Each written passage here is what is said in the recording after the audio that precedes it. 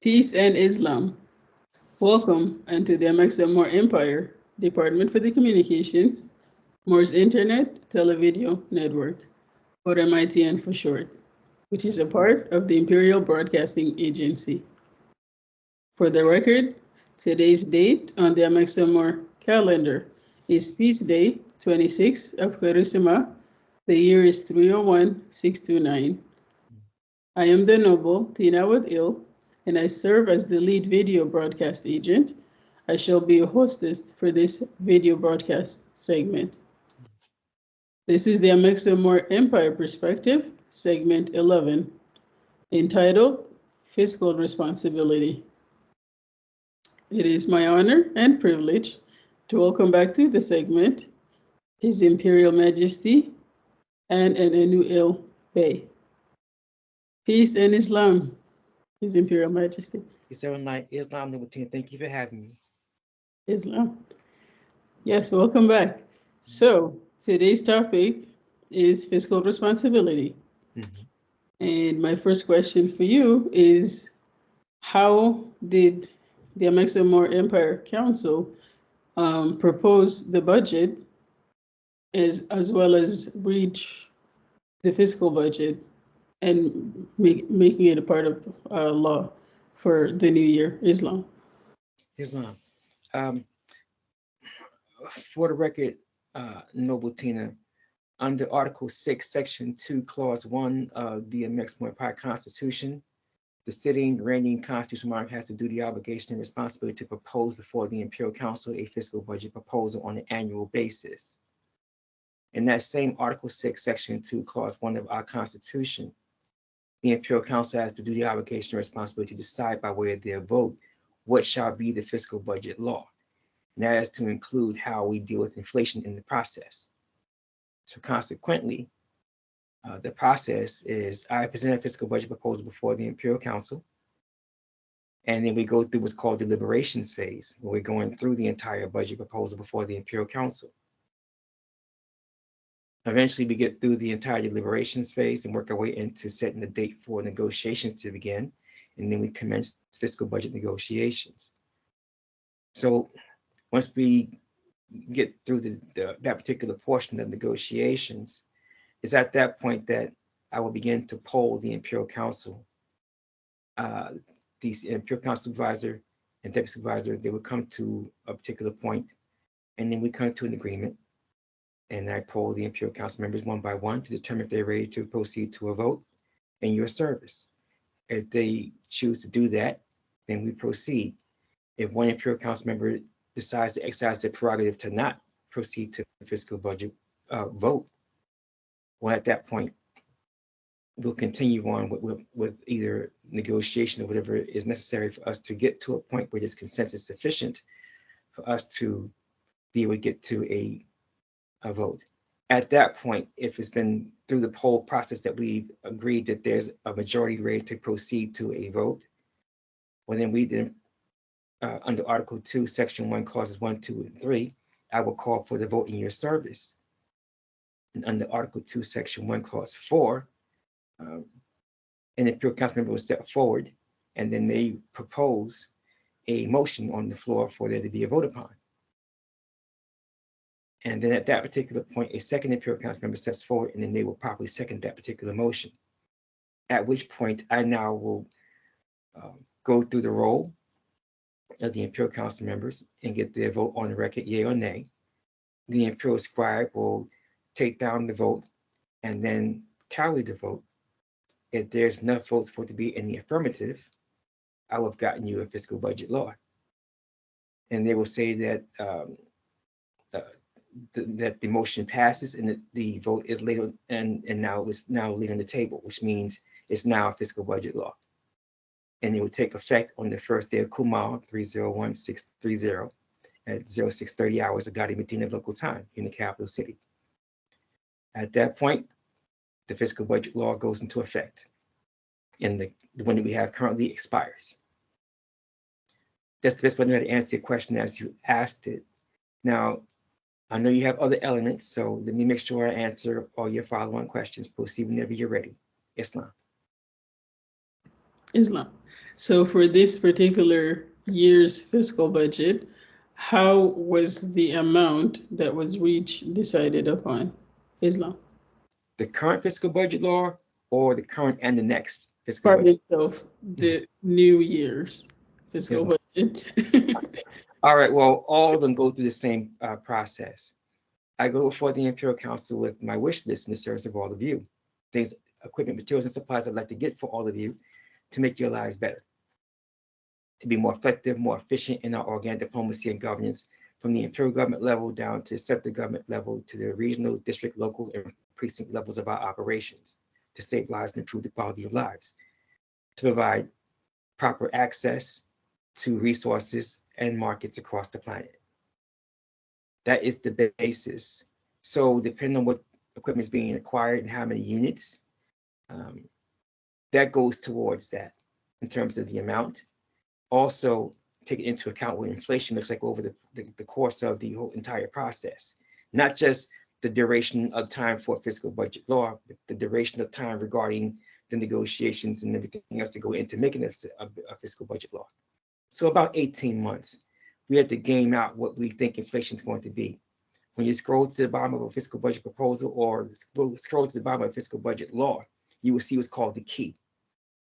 That's the quote unquote gold and quote unquote silver price that we expect to be over the next 18 months in terms of an average. Take how many ounces of gold or silver and multiply it by those numbers, and that will tell you what the fiscal budget law is worth internationally. So the current fiscal budget law is about to expire is 2.52 billion in gold. It's actually smaller than the year prior to that. However, what I asked the Imperial Council for this time was 3.15 billion in gold in your service. The Imperial Council agreed by way of their fiscal budget vote to make a fiscal budget law at 3.186 billion. So our fiscal budgets for our population don't need to be that large. So the question becomes, why are they so large? Our fiscal budgets are not just about the Amexem-Moor-Empire population. We include our kith and kindred. So we have ourselves operational underway on 4 continents in 1 island chain. We were in 23 different command areas, or cities or areas, if you would. We call them command areas. We're budgeted out for 45 command areas. So if there was a sudden increase in or influx in folks amalgamating into the Amexem-Moor-Empire as new nationals, along with our current population, we are prepared to deal with that, budgetarily speaking. To do that and include our kith and kindred. So what I mean by that is there are many grand bodies of some called the MSTA, and we include them in our fiscal budget laws every year for 24 fiscal budgets, now 25, that have been prepared and made, or proposals that were made into law. So we include our kith and kindred from the Great Seal. We include our kith and kindred from the Clock of Destiny, the NOI, the Lost Found NOI, the Hebrew Israelites. We include our kith and kindred. They say, well, I'm not from this side of the ocean, from the other side of the ocean. And now Kilo and the Abzu. Congratulations, you're part of our fiscal budget law. I'm from Central Amexem. I'm from South Amexem. Great, both of you are included in our fiscal budget law, both those areas. I'm from Greater Asia. Cool beans, you're part of our fiscal budget law. I'm from Kusharapa. Excellent, you're part of our fiscal budget law too. Well, how do you propose to take care of a population in 45 different command areas with 3.186 billion in gold? While they still exist, they're called exchange rates. And our silver and gold goes further in other places across the planet than they do in North America. So we're able to acquire equipment, materials, and supplies all across the planet and stretch our gold and silver because of the quote unquote buying power of our silver or gold. And that way we're able to save lives and improve the quality of lives by input of infrastructure, the input of equipment, materials, and supplies under our own agency, under our own auspices, under our oversight, under our fraud countermeasures, under our dispute resolution. And this is how we make it work so everyone wins. So our kith and kindred, whether they are active within the Amexem-Moor-Empire, whether they are nationals of the Amexem-Moor-Empire, period, if you would, or not, have a vested interest in making sure that our fiscal budget laws are fully funded. So the new fiscal budget law would need 31,860,000 of our kith and kindred and all of us to put up the equivalent of 100 in silver to fully fund our fiscal budget law. So take 43 million of our folks in North Amexem, take 70 million of our folks in Ray Bahia, take 1.5 million of our folks down in Chipchas or Guancile, take 1.5 billion of our folks on the mother continent of the Kivu and the Zoo, and find 31,860,000 of us to put up 100 in silver each to fully fund this fiscal budget law, and watch how fast we transform the lives of our kith and kindred, not just our nationals, with our fiscal budget law. Taking the colonizers and hostiles and then melanated puppets' boots off their throats in the process. Because now the Imperial Land Agency is fully funded. The Imperial Health and Dental Agency is, Maintenance Agency is fully funded. Now we're building ships. Now we're acquiring aircraft. Now we're acquiring MRI machines for our non-surgical universal health care plan that we already have and have had for almost 20 Earth years. That's transforming the status quo for the better for all of our melanated heterosexual kith and kindred across the planet on our own terms, no matter what's happening outside of our jurisdiction and venue. That's the best way I know how to answer your question as you asked it. However, I would also like to add on quickly how our fiscal budgets actually work. You have the block monies, the top of the fiscal budget proposal, and the top of fiscal budget law. And then you have the line items. What makes our budgets different is the operation. The block monies are separate. They're paid for separately than what's in the line items. And that's where all the fighting, the negotiating goes down with the line items. Because the Imperial Council members, as they're in their roles as department heads, want to keep as much of their block monies as possible. They don't want to spend their block monies for spare parts if they don't have to. They want to spend their block monies on other things pertinent to their operational functions.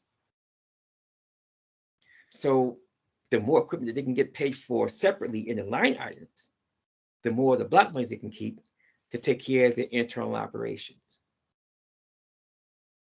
So that's the basis of that. So the Imperial Council, you have the North Pole of the Imperial Council, you have the South Pole of the Imperial Council, and then you have the equator of the Imperial Council. So effectively, I'm not going to tell you which Imperial Council member is which. I'll just simply say that one of the ministers is stuck between one of those Imperial Council members and the other because they have to enforce the regulations of both of them. And all the other Imperial Council members and their departments and sub-departments are stuck either between the equator and the North Pole or the equator and the South Pole. And then you have the one particular Imperial Council member who I refer to as the Imperial Council gangster, because he gets whatever he wants and no one's going to argue with His Excellency. Well, now you know he's a man, not one of the women. So there is that. All right, so if you get sick, you don't want to be on the wrong side of that particular council member. So you can figure out who I'm talking about. They get whatever they want. Now, perennially speaking, you're going to see Department for the Agriculture, Department for the Health and File Therapy, and the other departments they're in, and Journey, Travel, and Transport. Those three departments, they are going to have the bulk of everything that you see in the line items every Earth year. By volume of equipment in terms of the different types of equipment, materials, and supplies, agriculture and health and farm therapy, always duking it out to see who's got the most. Who has the most expensive and the most is always going to be journey travel and transport. The ships, the aircraft, rail, etc., all, and the maintenance thereof.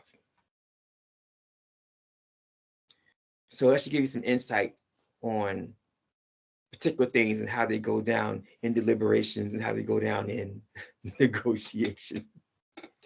So that's the best way I know how to speak to the matters as presented. If you happen to have any follow-on questions, I'm happy to answer them here and now. Islam. Yes. So my follow-up question is regarding our water distillers and why they're priority on our fiscal budget. Islam. Yes. You can do what you like on this planet. You can go days without eating food and survive. You can go 2 days without water. On the third, you start to lose folks. They become ancestors. So you have to take care of your water source. Distillation, reverse osmosis are some of the preferred methods that we use to treat our water, to make sure we have water to cook with, to bathe with, and irrigate to grow our crops with, so we survive independently on our own terms in a healthy manner. So when we go operational in a new command area, one of the first things we do is see after the water treatment first, because we have seen what's happened in the past. If folks can't deal with you fair and square, particular parts go upriver from you and they poison the water trying to take you out. So we address those matters through proper water treatment. And that's why water is always our first priority. That's the best way I can answer your question as you asked it. Do you have a follow-on question, Noble Tina? Peace and Islam, Your Imperial Majesty. No, this will conclude this portion of our segment, and I thank you so much for taking the time to answer all of my questions. Yes, ma'am. On behalf of myself, the Moors Internet Televideo Network, and our audience, gratitude for your time and your service. Islam. Islam. And to our audience, thank you for tuning in. We appreciate you taking the time to do so and to listen in. We encourage you to share the video for this segment with all who you associate with. And for more information about the Amexem-Moor-Empire imperial government operations down to the local levels, more information and contact is available through the website modernmoormonarchy.squarespace.com. That website, once again, is modernmoormonarchy.squarespace.com. We thank you for your time, and until next time, on behalf of His Imperial Majesty and all of my fellow Amexem-Moor-Empire nationals all across the planet, we say peace, great health, and prosperity upon all of you and upon all of us. Islam.